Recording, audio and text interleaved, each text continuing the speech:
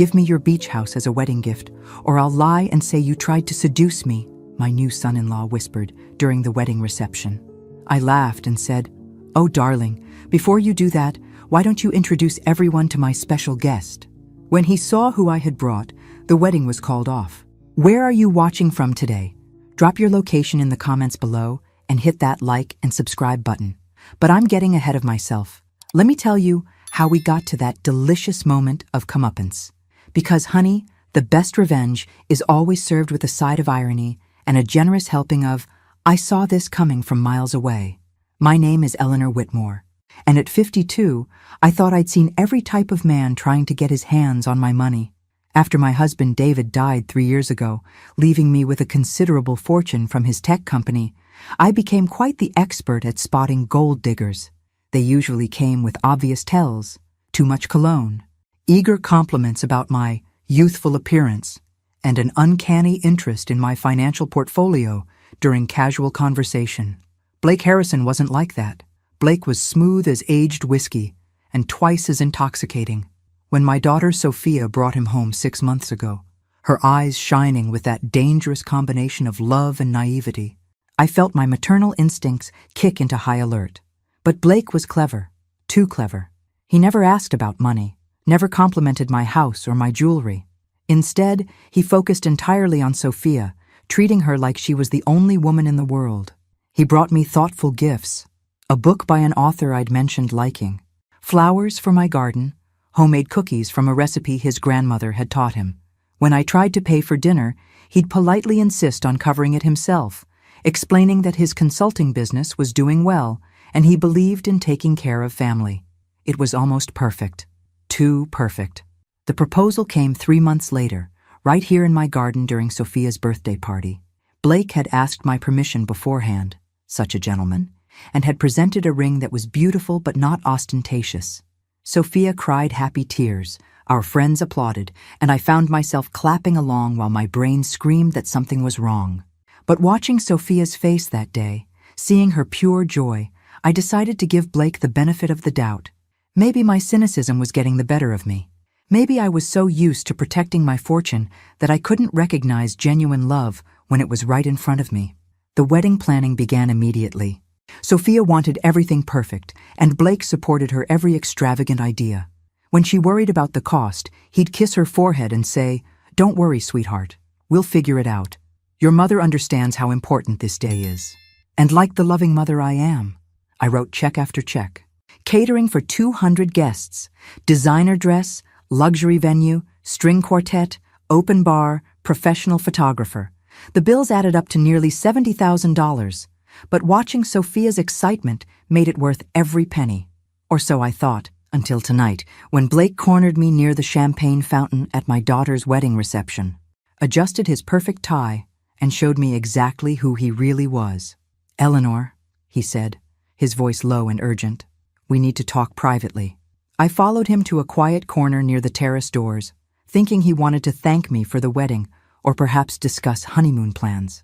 Instead, he moved closer than appropriate and spoke in a tone that made my blood run cold.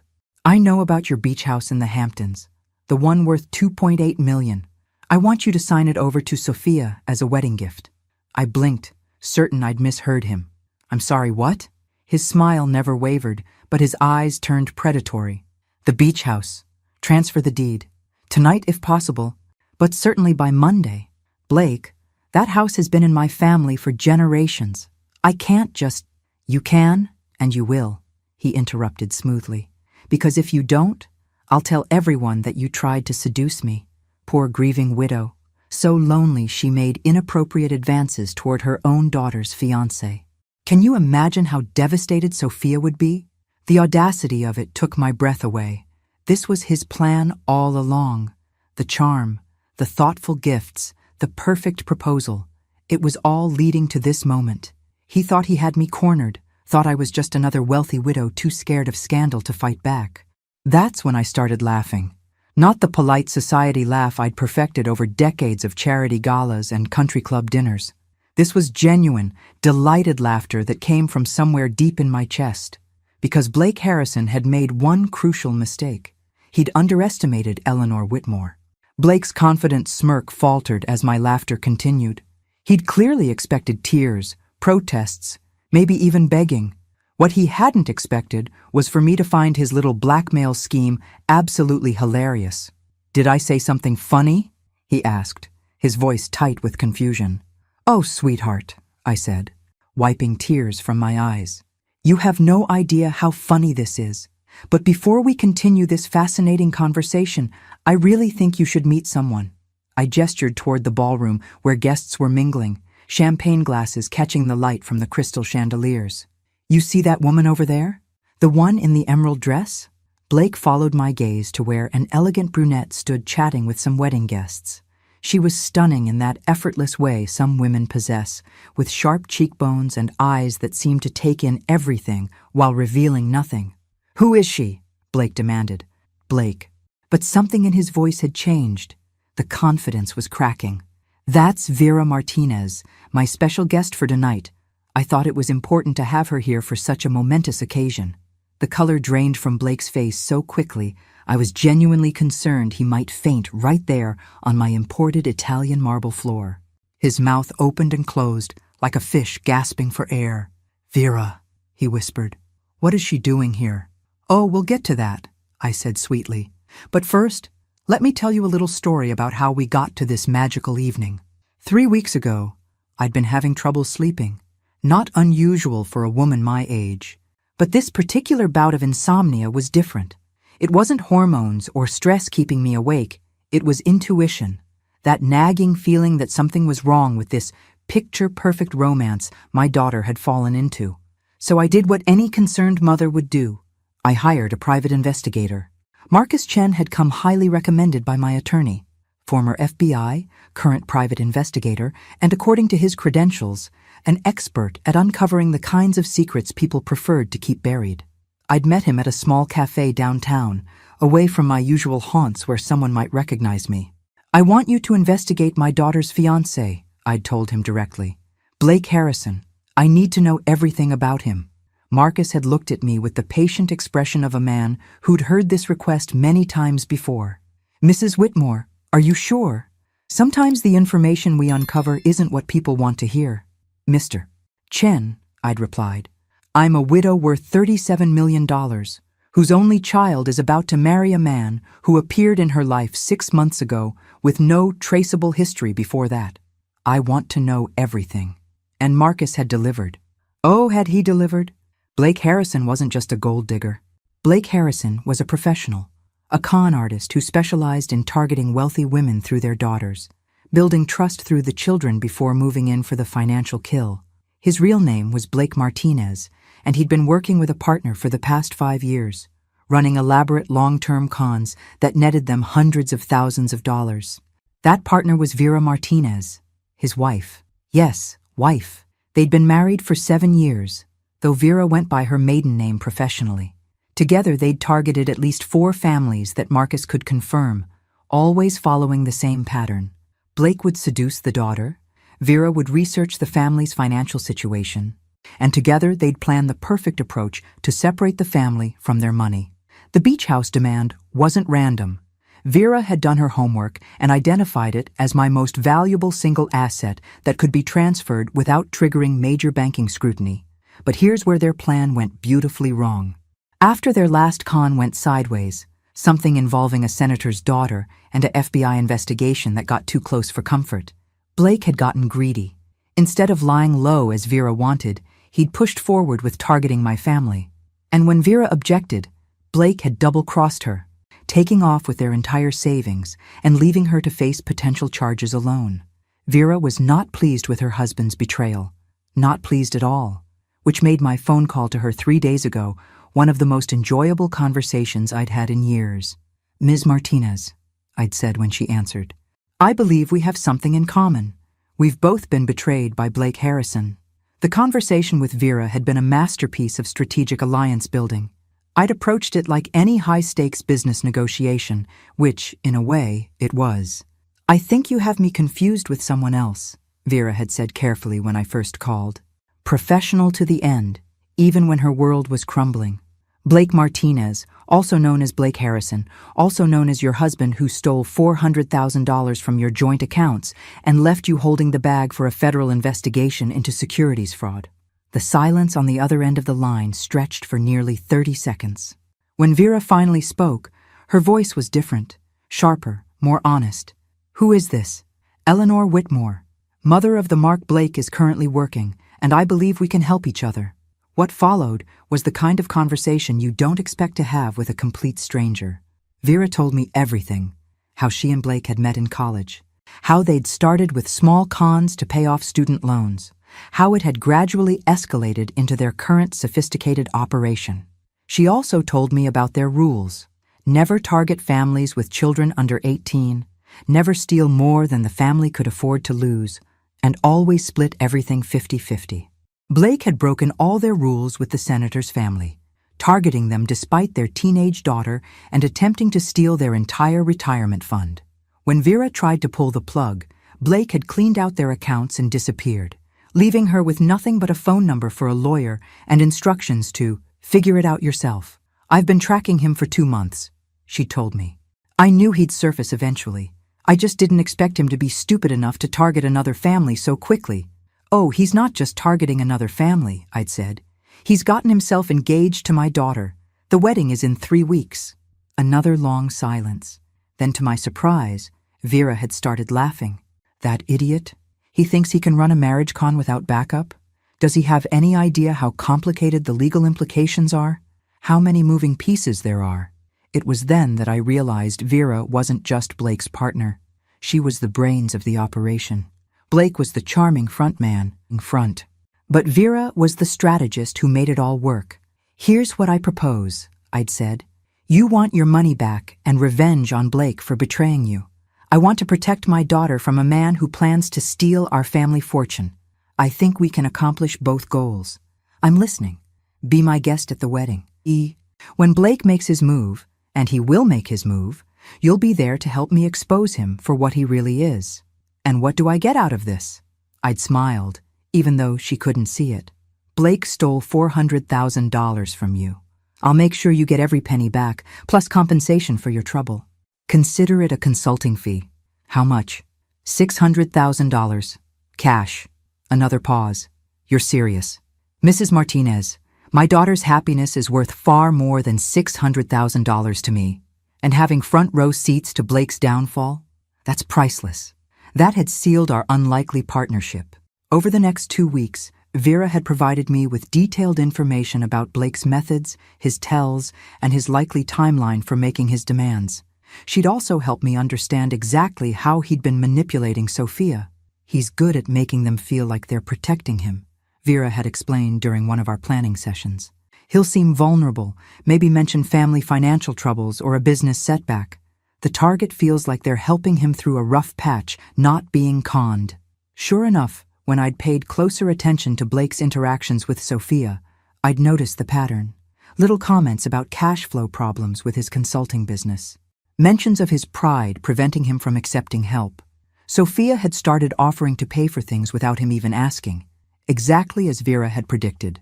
But Blake's timeline had accelerated after the bachelor party. According to Vera, that usually meant he was getting nervous about something. Maybe the FBI investigation was heating up, or maybe he'd spotted something that made him think I was getting suspicious. Whatever the reason, he'd moved his endgame up from after the honeymoon to the wedding night itself, which was fine with me. I preferred having this confrontation on my turf, surrounded by witnesses, with Vera ready to provide devastating testimony about his true identity. Now, watching Blake's face cycle through shock, fear, and desperate calculation as he stared at his wife across the ballroom, I felt a satisfaction I hadn't experienced since the day I'd successfully negotiated the sale of David's company for 30% above asking price. Vera looks wonderful tonight, don't you think? I said conversationally. That emerald dress really brings out her eyes. Of course, you'd know that better than I would, after 7 years of marriage. Blake's head snapped toward me, desperation replacing the predatory confidence he'd worn moments before. Eleanor, I can explain. Oh, I'm sure you can, I interrupted smoothly. Blake Martinez is quite the storyteller, isn't he? But why don't we let Vera do the talking tonight? I have a feeling her version of events will be much more honest than anything you might come up with. That's when he realized the trap he'd walked into. And that's when I knew the real fun was about to begin. Blake's desperation was almost pitiable. Almost. But I'd learned long ago not to feel sorry for people who made their living destroying other families. "Eleanor, listen to me," he said, grabbing my arm with just enough pressure to be uncomfortable. "You don't understand what you're dealing with. Vera is dangerous. She's unstable." I looked down at his hand on my arm with the kind of cold stare that had made grown executives squirm in boardroom meetings. "Remove your hand. Now."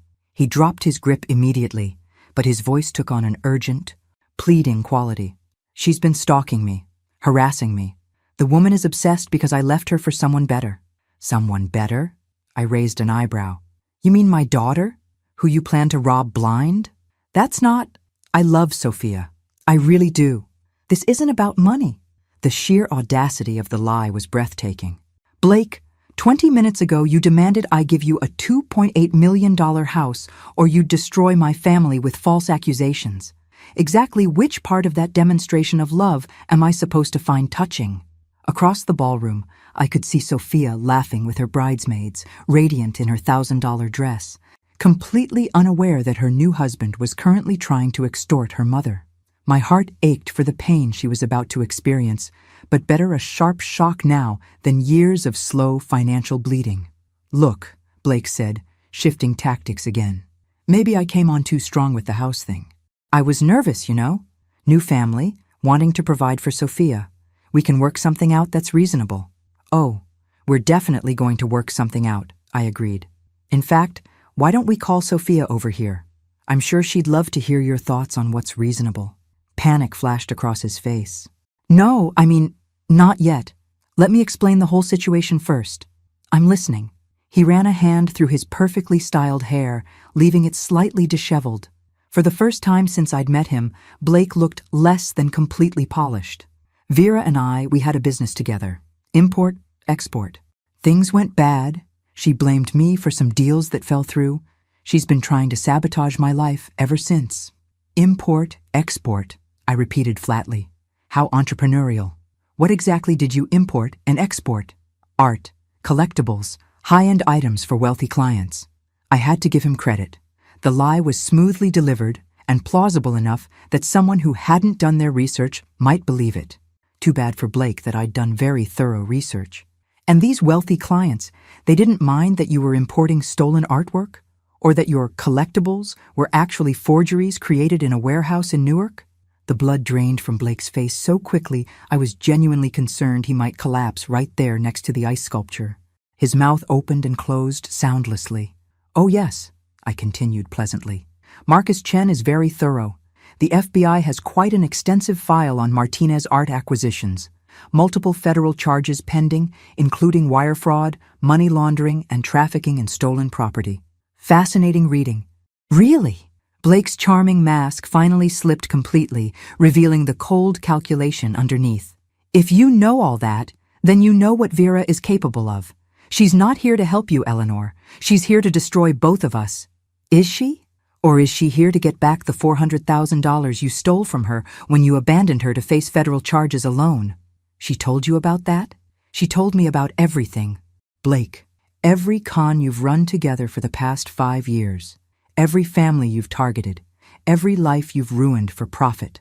I watched him process this information, seeing the moment he realized his situation was far worse than he'd initially understood. This wasn't just about blackmail anymore. This was about his entire criminal enterprise being exposed in front of 200 witnesses. "What do you want?" he asked finally, his voice barely above a whisper. "What do I want?" I smiled, and from his expression, it wasn't a particularly pleasant sight. "I want you to stay exactly where you are while I go collect my daughter and her new husband for a little family meeting."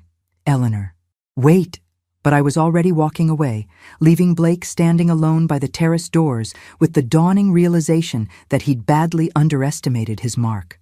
As I crossed the ballroom, I caught Vera's eye and gave her a small nod. She excused herself from her conversation and began moving toward the small private room I'd reserved for family photos. It was time for the main event. Sophia was glowing as I approached her group of friends, her face flushed with happiness and champagne. She looked so beautiful, so innocent, that for a moment I questioned whether I was doing the right thing. Wouldn't it be kinder to let her live in ignorance a little longer? But then I remembered the files Marcus had shown me. The other families Blake and Vera had destroyed. The senator's daughter, who'd had a nervous breakdown when she learned the truth about her fiancé. The widow in Colorado, who'd lost her entire retirement fund and now worked as a grocery store cashier at age 73. No, Sophia deserved the truth, no matter how much it hurt. "Sweetheart," I said, touching her shoulder gently, "could I borrow you for just a moment? There's something I need to discuss with you and Blake." Sophia's face lit up with curiosity as she followed me toward the small private room adjacent to the main ballroom. "Mom, what's this about? Is everything okay? You look a little pale." "Everything is going to be fine, sweetheart," I assured her, though my heart was breaking for what I was about to put her through. "I just need to clarify a few things about your new husband." Blake had reluctantly joined us, his earlier panic now masked by a forced calmness that probably fooled Sophia, but didn't even come close to deceiving me. He'd had a few minutes to compose himself and was apparently planning to brazen this out. "Mom's been acting a bit strange tonight," he said to Sophia, slipping his arm around her waist in what looked like a protective gesture. "I think the excitement of the wedding might be getting to her." Sophia looked between us with concern. "Mom, what's wrong?" Before I could answer, the door opened and Vera stepped inside. She'd changed her expression from party guest pleasant to something much more serious, and the transformation was remarkable. This was Vera in her professional mode. "Sorry I'm late," she said smoothly. "I was introducing myself to some of the other guests." "Beautiful wedding, Sophia. You look absolutely stunning." Sophia smiled uncertainly. "Thank you. I don't think we've been introduced." "No, we haven't. I'm Vera Martinez. I believe you know my husband." The words hung in the air like smoke from a gunshot. Sophia's smile faltered as she looked from Vera to Blake, confusion clouding her features. "I don't understand," she said slowly. "Blake, what is she talking about?" Blake had gone completely still beside her, but to his credit, he didn't try to run. "Sophia, this woman is disturbed. She's been stalking me, making these crazy claims." "Crazy claims?" Vera's laugh was sharp as a blade. "Blake, honey, do you really want to do this in front of your new wife? Because I have documentation." She reached into her purse and withdrew a thick manila folder. "Marriage certificate, joint tax returns, bank statements showing shared accounts." "Should I go on?" Sophia stepped away from Blake as if he'd suddenly caught fire. "You're married." "Not just married," I added gently. "They've been running marriage cons together for 5 years. Blake seduces wealthy women's daughters while Vera researches the family's finances. Tonight was supposed to be the night Blake demanded I sign over my beach house as a wedding gift." "That's insane," Blake protested, but his voice lacked conviction. "Eleanor, you can't seriously believe—" "Oh, but I can," I interrupted, pulling out my own folder. "Because Marcus Chen provided me with quite a comprehensive report. Would you like me to read the highlights? Or would you prefer to tell Sophia yourself about the senator's daughter? Or perhaps the widow in Colorado whose retirement fund you cleaned out?" Sophia had gone very pale, her hand pressed against her mouth as if she might be sick. "This can't be real. Blake, tell them this isn't real." Blake looked at her with what might have been genuine regret. For a moment, I almost believed he actually cared about her. "Sophia, I can explain everything. It's not what it sounds like." "It's exactly what it sounds like," Vera said flatly. "Blake, you pathetic fool. Did you really think you could run a solo con? Did you think I wouldn't find you?" "You left me hanging," Blake snapped, his composure finally cracking. "The FBI was breathing down our necks and you wanted to cut and run. I wanted to follow our exit strategy, the one we'd planned for exactly this situation. But you got greedy and thought you could steal our entire nest egg and disappear." Sophia made a small, broken sound that cut through me like a knife. "Oh God, oh God, this is really happening." I moved to her side and gently guided her to a chair. "Sweetheart, I'm so sorry. I know this is devastating, but better you know now than after he spent years stealing from our family." "Stealing?" Sophia looked at Blake with dawning horror. "Were you really going to steal from us?" Blake's mask slipped completely then, revealing the cold mercenary underneath. Your mother has $37 million, Sophia. The beach house alone is worth nearly $3 million. She'd never even miss it. The casual admission of his intent hit Sophia like a physical blow. She doubled over slightly, and I feared she might actually vomit. You never loved me, she whispered. This whole time, you were just using me. For the first time since I'd known him, Blake seemed at a loss for words. He looked at Sophia's devastated face, and something flickered across his features. Guilt, maybe, or regret. Sophia, he started, but she held up a hand to stop him. Don't. Just don't. She stood on shaky legs, her wedding dress rustling around her. I need to get out of here. Sweetheart, I began. Not you too, Mom. I can't deal with everyone right now. I just need air. She pushed past Blake and out of the room, leaving the three of us in uncomfortable silence. Through the doorway, I could see her hurrying toward the terrace doors, her bridesmaids rushing to follow her. Well, Vera said after a moment, that went better than expected. Blake shot her a look of pure hatred. You destroyed her life for revenge. I destroyed her life? Vera's voice rose dangerously. You're the one who proposed to that girl with no intention of being faithful to her. You're the one who planned to rob her family blind. And you're the one who taught me how to do it. The admission hung between them like a toxic cloud. I stood there watching these two criminals blame each other for the pain they'd caused my daughter, and felt a cold rage building in my chest. Enough, I said quietly. Both of them turned to look at me, perhaps hearing something in my voice that warned them they'd pushed too far. You're both responsible for this, and now you're both going to help me fix it. The silence in the room was deafening after my pronouncement. Blake and Vera stared at me with expressions ranging from confusion to outright alarm. Fix it? Blake repeated slowly. Eleanor, I don't think you understand. What I understand, I said, my voice carrying the authority I'd developed over decades of running board meetings, is that my daughter just had her heart broken on what should have been the happiest day of her life. What I understand is that you two are responsible for that devastation. And what I understand most clearly is that you're both going to help me minimize the damage to her reputation and emotional well-being. Vera raised an eyebrow with something that might have been respect. And if we refuse? I smiled.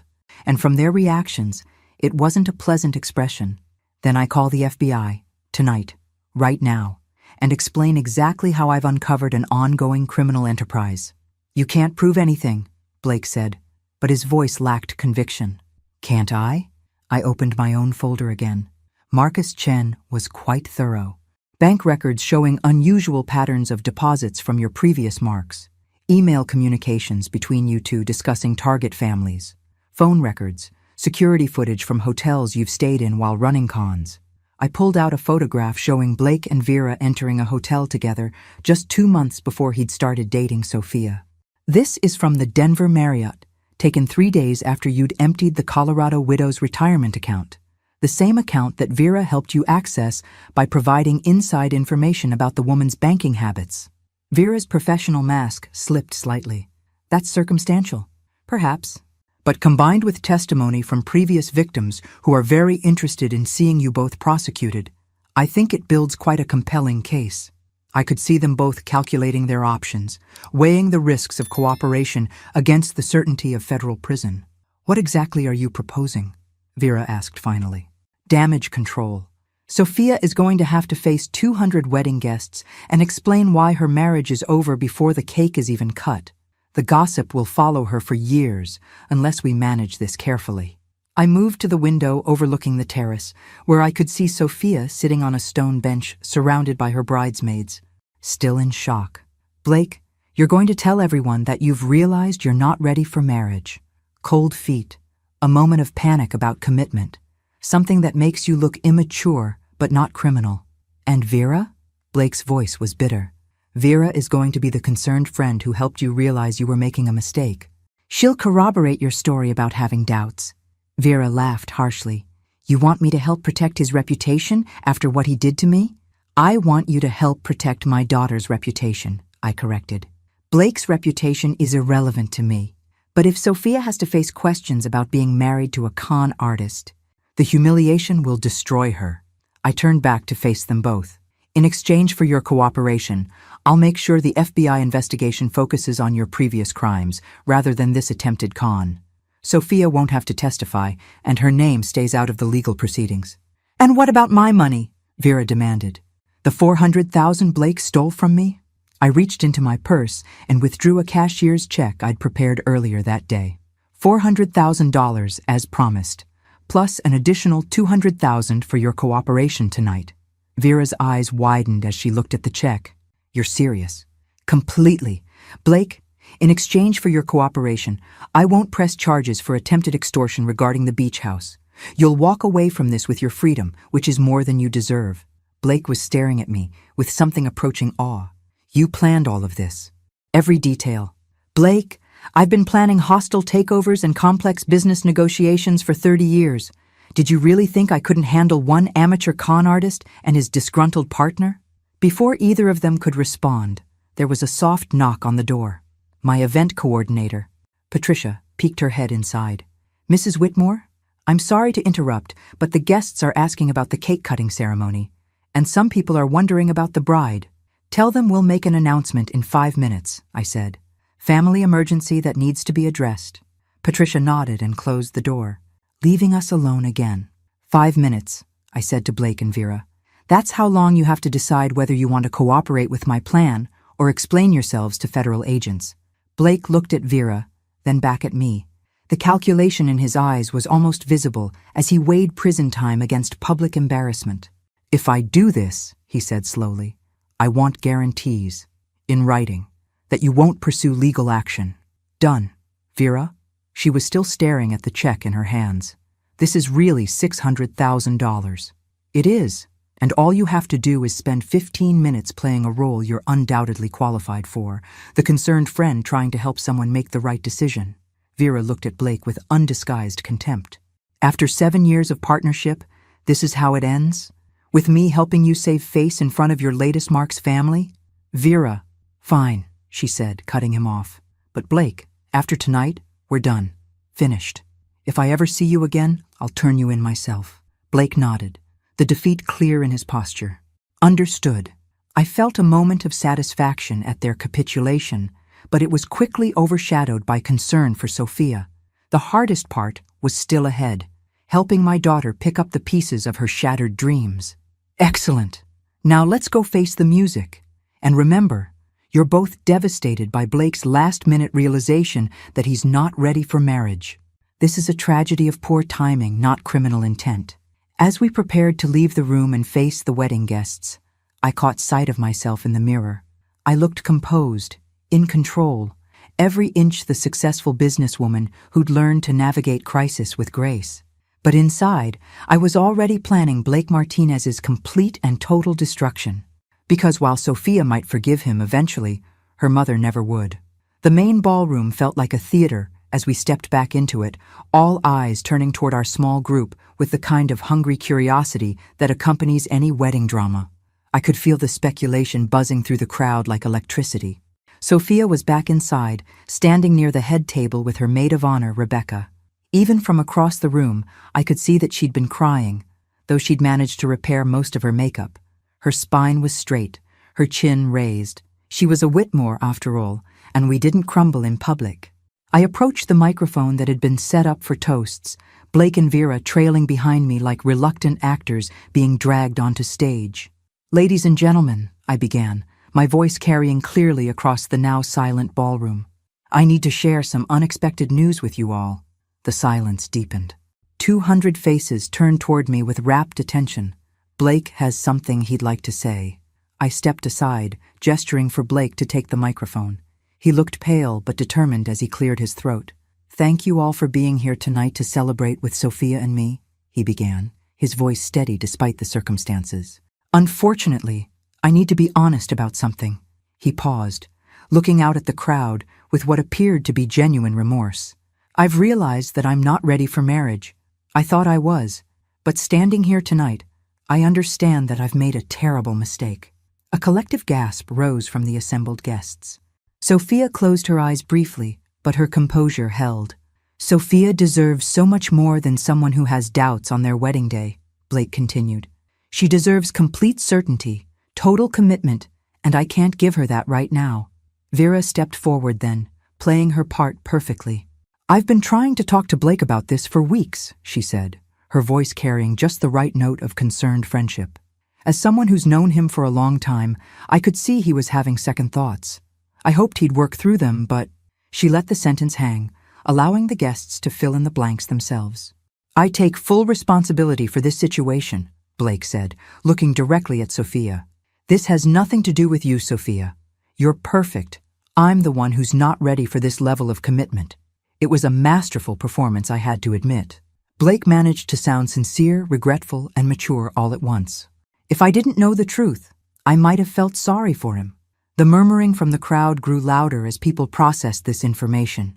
I could hear fragments of conversation. Cold feet. Better now than later. Poor Sophia. Sophia stepped up to the microphone then, and I felt my heart break a little more at the forced smile on her face. I want to thank everyone for being here tonight, she said, her voice remarkably steady. Obviously, this isn't how we planned for the evening to go, but I appreciate your love and support. She paused, looking around the room at the faces of family and friends who'd come to celebrate her marriage. The bar will remain open, and please, enjoy the dinner we've prepared. Just because Blake and I won't be cutting cake together doesn't mean you shouldn't celebrate. After all, you're here, the music is beautiful, and the salmon is exceptional. A few people laughed at that, and I could see some of the tension leaving the room. Sophia had handled it perfectly, with grace and just enough humor to keep people from feeling too uncomfortable. Mom, she said, stepping away from the microphone and taking my arm. Can we talk privately? I nodded, and we made our way toward the terrace doors.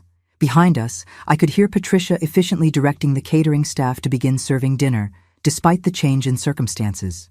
Outside on the terrace, Sophia finally let her composure slip. She leaned against the stone railing and let out a shaky breath. Was any of it real? She asked quietly. Did he care about me at all? Or was it always just about the money? It was the question I'd been dreading, because I wasn't sure I knew the answer. Blake's performance tonight suggested he was capable of genuine emotion, even while perpetrating a criminal con. I think he convinced himself he cared about you, I said carefully. But sweetheart, his actions speak louder than his feelings. He was planning to steal from our family. That's not love. Sophia nodded, tears finally starting to fall. I feel so stupid. How did I not see it? Because he's a professional, honey. He's been doing this for years. You couldn't have known. She was quiet for a long moment, looking out at the gardens where fairy lights twinkled like stars. The beach house, she said suddenly. You said he demanded you give him the beach house. Yes. That house has been in our family for 4 generations. I know. Her expression hardened then, and for the first time that evening, I saw real anger replace the hurt and confusion. He was going to steal great-grandmother's house. That was the plan. Sophia straightened, and I recognized the look in her eyes. It was the same expression I got when someone tried to take advantage of me in business. What happens to him now? She asked. Blake, I mean. Does he just walk away from this? I considered how much to tell her about my arrangements with Vera and Blake. He'll face consequences for his previous crimes. The FBI is building a case, but not for what he tried to do to us. No, I thought it was more important to protect your privacy than to pursue charges that would put you in the middle of a media circus. Sophia was quiet again, processing this information. When she looked at me again, her expression was thoughtful. Mom, can I ask you something? Anything. How long have you known? The question caught me off guard. Known what? That something was wrong with Blake. When did you first suspect? I thought about it honestly. The night he proposed. Something about the timing felt calculated, but I convinced myself I was being paranoid. And when did you know for sure? 3 weeks ago. That's when I hired the private investigator. Sophia smiled then, and it was the first genuine smile I'd seen from her all evening. 3 weeks ago. So you've been planning this confrontation for 3 weeks? Yes. And you arranged for his wife to be here tonight? Yes. Her smile widened. You're terrifying, Mom. Do you know that? I laughed, feeling some of the tension finally leaving my shoulders. I prefer thorough. No, definitely terrifying. Remind me never to cross you. We stood together in comfortable silence for a moment, watching the wedding guests through the ballroom windows as they adapted to the unexpected turn of events. What happens now? Sophia asked. I mean, practically speaking. Do I go back in there and pretend everything is fine? You go back in there and show everyone that Eleanor Whitmore's daughter doesn't fall apart over a man who wasn't worthy of her in the first place. Sophia laughed, and this time it sounded almost normal. Is that what we're calling this? An unworthiness problem? Sweetheart, any man who tries to extort your mother on your wedding day has serious unworthiness issues. She was quiet for another moment. Then, I want to know what happens to him. To both of them. I want to know that there are consequences. I looked at my daughter, strong, intelligent, and angry in all the right ways, and made a decision. Then let me tell you about the rest of my plan. The rest of your plan? Sophia's eyebrows rose. Mother, what exactly have you been plotting? I glanced around the terrace to make sure we were truly alone, then moved closer to my daughter. Blake and Vera think they're walking away from this with a slap on the wrist. They're wrong. I'm listening. The cashier's check I gave Vera tonight, it's perfectly legitimate, drawn on one of my accounts. But what she doesn't know is that Marcus Chen has been tracking every financial move Blake has made for the past month. We know exactly where he hid the money he stole from her. Sophia's eyes lit up with understanding. You're using her as bait. Vera thinks she's getting $600,000 for one night's performance. What she's actually doing is accepting payment from a crime victim to participate in exposing an ongoing criminal enterprise. The FBI will view her cooperation tonight as evidence that she's willing to testify against Blake in exchange for immunity. And Blake? I smiled, feeling the satisfaction of a plan coming together. Blake thinks he's escaping legal consequences by agreeing to the cold feet story. What he doesn't realize is that by admitting he wasn't ready for marriage in front of 200 witnesses, he's provided perfect cover for annulling the marriage on grounds of fraud. But we haven't actually gotten married, Sophia pointed out. The ceremony ended before… Actually, you did get married. Father Martinez completed the legal portions before Blake's little crisis of conscience. In the eyes of the law, you're Mrs. Blake Harrison. Sophia's face went pale. Oh God, I'm married to him. Temporarily. The annulment papers are already prepared. Marcus's investigation provides clear evidence that Blake entered into the marriage with fraudulent intent, specifically to gain access to family assets. The marriage will be declared void, as if it never happened. How is that possible? How did you prepare annulment papers before tonight? I gave her a look that I hoped conveyed both maternal love and complete ruthlessness. Sweetheart, I've been preparing for this evening for 3 weeks. Did you think I'd leave anything to chance? Sophia stared at me for a long moment. You knew this would happen. You knew Blake would try to extort you tonight. Vera provided very detailed information about Blake's methods.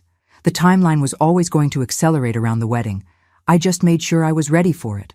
And if he hadn't taken the bait, if he'd actually gone through with the marriage without trying to steal anything, then I'd have found another way to expose him. But Sophia, men like Blake can't help themselves. The moment they think they have access to significant money, they get greedy. She was quiet for several minutes, processing everything I'd told her. When she finally spoke, her voice was thoughtful. What happens to the money? The $400,000 Blake stole from Vera? That's the beautiful part. Blake hid it in an account in the Cayman Islands, thinking that would make it untraceable. But international financial tracking has come a long way in recent years. Marcus was able to locate the account and provide the information to federal authorities. So Vera gets her money back. Vera gets the $600,000 I gave her tonight, plus the $400,000 the FBI will recover from Blake's hidden accounts. Blake, meanwhile, loses everything. Sophia smiled, and there was something fierce in her expression that reminded me strongly of myself at her age. What about the other families he's hurt? Do they get their money back too? Some of it. The government will seize all of Blake and Vera's assets as proceeds from criminal activity. Restitution will be distributed to verified victims, including the senator's daughter and the widow in Colorado. Especially them. Marcus has been in contact with all the previous victims. They're very eager to see justice done. We stood together in the cool evening air, both of us contemplating the web of consequences that would soon entangle Blake and Vera. Despite everything that had happened, I felt a sense of satisfaction at the thoroughness of the justice that was coming. Mom, Sophia said suddenly, there's something I need to ask you. Of course. When you hired Marcus to investigate Blake, did you hope he'd find something? Or were you hoping to prove that Blake was legitimate? It was a fair question, and one I'd asked myself many times over the past few weeks. Honestly, I was hoping Marcus would find nothing. I wanted to be wrong about Blake for your sake, but I wasn't willing to risk our family's financial security on hope. And if Marcus had found nothing, if Blake had been exactly who he claimed to be, then I'd have apologized to him, welcomed him into the family, and probably felt guilty about my suspicions for years. Sophia nodded slowly. But you'd have done the investigation anyway, without hesitation. Sweetheart, after your father died, I promised myself I'd never again be caught unprepared for threats to our family. Blake might have been charming and attentive, but he was also a stranger with no verifiable history who'd appeared in our lives right after your father's obituary made our wealth public knowledge. The obituary mentioned Dad's company sale. It mentioned that he'd been CEO of Whitmore Technologies. Anyone who bothered to research could have figured out the rest. Sophia was quiet again, and I could see her working through the timeline in her head. Blake contacted me 6 weeks after Dad's obituary ran in the Times. Exactly. And he approached you at that charity gala where the guest list was published online, including brief biographies that mentioned family connections. He researched me before he ever spoke to me. Extensively. Vera provided details about how they selected targets. They looked for recently bereaved families, particularly widows with adult children. Emotional vulnerability combined with significant assets. The full scope of Blake's manipulation was clearly sinking in for Sophia. Her face cycled through hurt, anger, and finally a kind of grim determination. I want to watch, she said suddenly. Watch what? When the FBI arrests him. I want to be there when he realizes that his perfect plan fell apart. I studied my daughter's face, seeing echoes of my own ruthless streak in her expression. Are you sure? It won't be pleasant. Neither was having my heart broken by a professional liar on my wedding day. Yes, I'm sure. I nodded, feeling a surge of pride at her strength. Then you'll be there. Marcus arranged for us to observe when they execute the arrest warrants. When? Tomorrow morning. Blake and Vera think they have time to disappear, but Marcus has been tracking their movements. They won't get far. As if summoned by our conversation, my phone buzzed with a text from Marcus. Subjects are leaving the venue together. Teams are in position. I showed the message to Sophia, who read it with satisfaction. They're leaving together? Even after everything that happened tonight? Honor among thieves, I said dryly. Or more likely, they're planning one last con before they part ways permanently. Either way, they won't get the chance. We stood together watching the fairy lights twinkle in the garden, both of us contemplating the justice that would be served in the morning. Despite the devastation of the evening, I felt closer to my daughter than I had in years. Mom? Sophia said quietly. Yes, sweetheart? Thank you. For protecting me. For being prepared. For making sure they don't get away with this. I put my arm around her shoulders, feeling the strength in her that would carry her through the difficult days ahead. That's what mothers do, honey. We protect our children from predators, even when those predators are charming enough to fool everyone else. Tomorrow would bring justice. Tonight, it was enough to stand with my daughter and know that the Whitmore family would emerge from this stronger than before. The next morning dawned crisp and clear, the kind of perfect autumn day that made everything feel possible. I sat in my kitchen with my coffee and the morning paper, waiting for Marcus's call. Sophia had spent the night in her childhood bedroom, claiming she needed the comfort of familiar surroundings. She appeared in the doorway at exactly 8 o'clock, dressed in a navy business suit that made her look every inch the competent professional she was. The vulnerability from last night had been replaced by steely determination. Any word? She asked, pouring herself coffee from the pot I'd prepared. Marcus said they'd move at 8:30. Blake and Vera are staying at the Marriott downtown, apparently planning to leave the city this morning. They really thought they could just walk away. Criminals often overestimate their own cleverness, I observed. Blake has been successful with his cons because his previous targets were either too embarrassed to report the crimes or too trusting to investigate properly. My phone rang at exactly 8:25. Marcus's voice was calm but satisfied when I answered. Mrs. Whitmore, we're in position. Are you and Sophia ready? We're ready. Meet us at the parking garage across from the Marriott, level 3, northwest corner. You'll have a clear view of the hotel entrance from there. 20 minutes later, Sophia and I stood beside Marcus's surveillance van, watching the hotel entrance through high-powered binoculars. The morning was busy with business travelers and tourists, making it easy for the FBI team to blend into the crowd. "There," Marcus said, pointing toward the hotel's revolving doors. "Blake just came out." I adjusted my binoculars and saw Blake emerge onto the sidewalk, pulling a large suitcase behind him. He looked relaxed, even cheerful, apparently believing he'd successfully escaped any consequences for his actions. "Where's Vera?" Sophia asked. "She'll come out separately," Marcus explained. "They're still trying to maintain the appearance of being strangers, even though we know they spent the night in the same room." Sure enough, 5 minutes later, Vera appeared at the hotel entrance.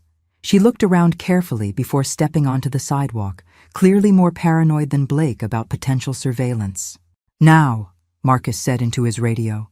What happened next was like watching a perfectly choreographed dance.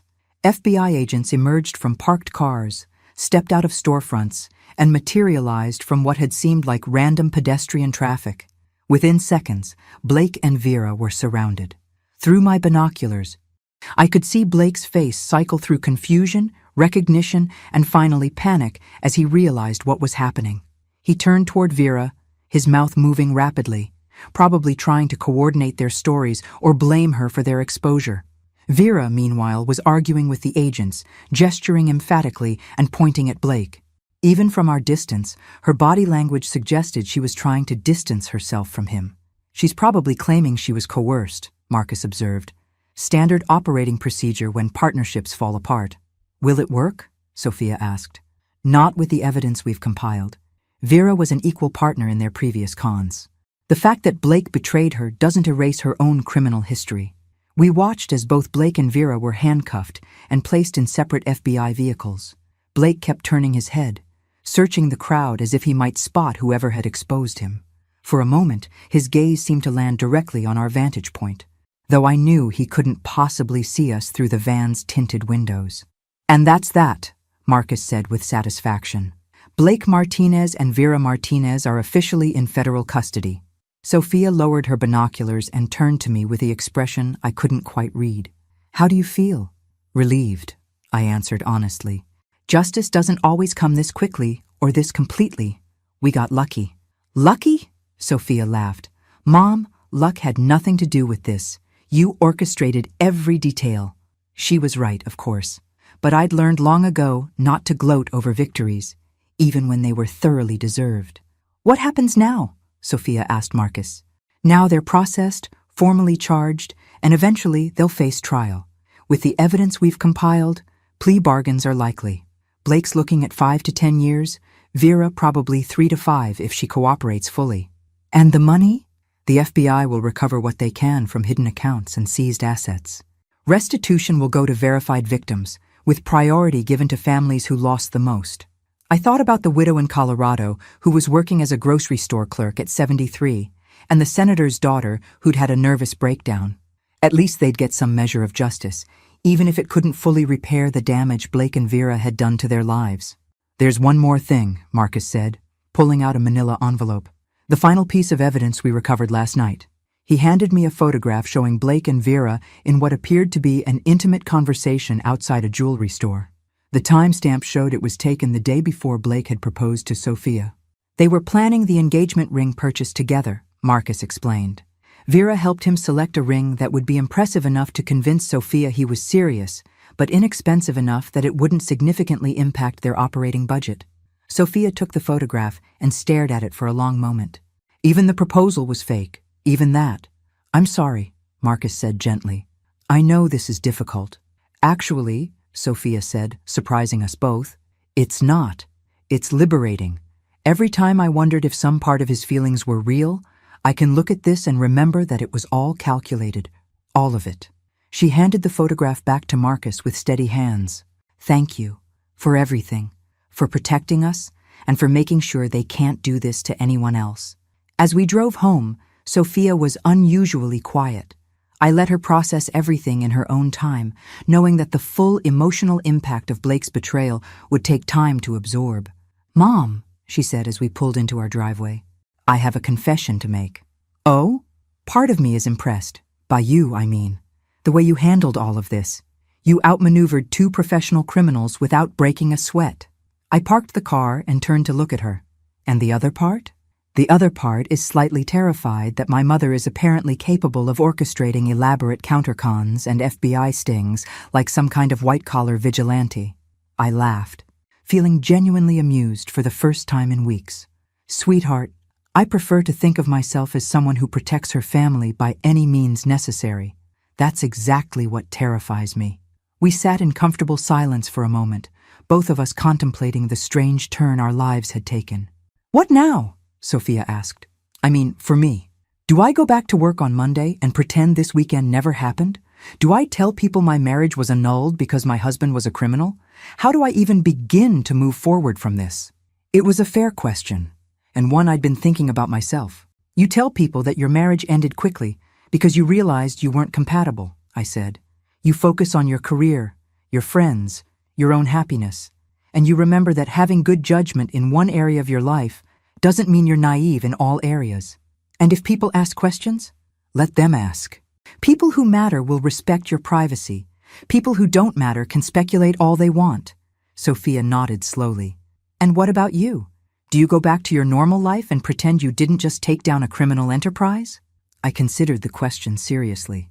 The past month had awakened something in me that I hadn't felt since David's death, a sense of purpose, of using my skills and resources to accomplish something meaningful. I think, I said carefully, that I might look into doing this kind of work more often. There are a lot of families out there being victimized by people like Blake and Vera. Maybe it's time I put my investigative skills to better use.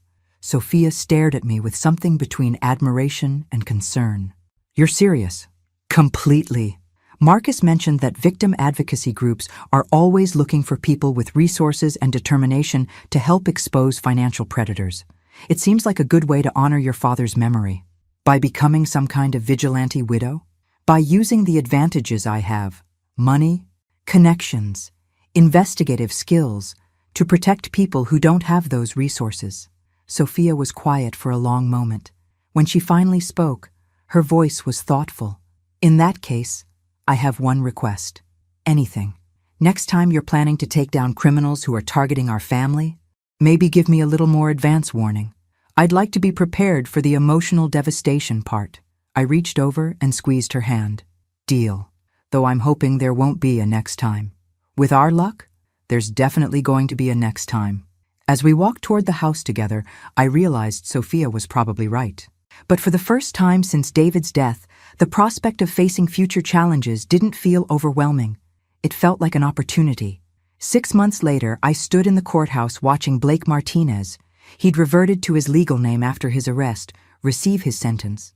7 years in federal prison, with the possibility of parole in 5.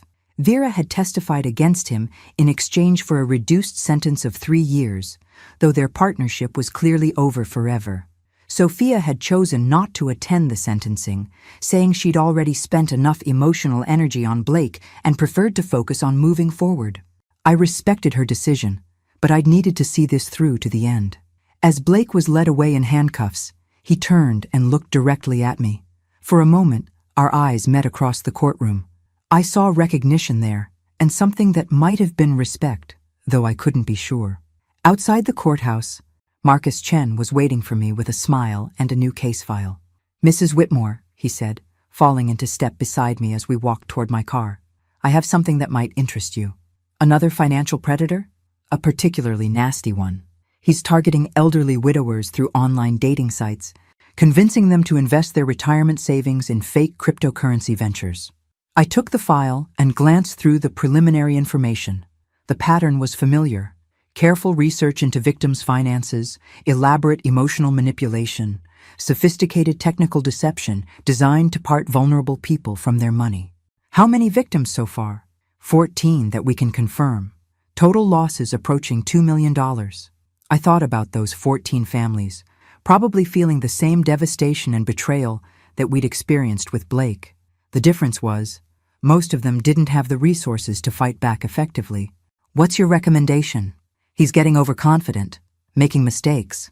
I think we can set up a sting operation using a fictional victim that will expose the entire operation. I smiled, feeling the familiar surge of anticipation that had become my new normal. Set it up. But Marcus, this time I want to be the bait myself. Mrs.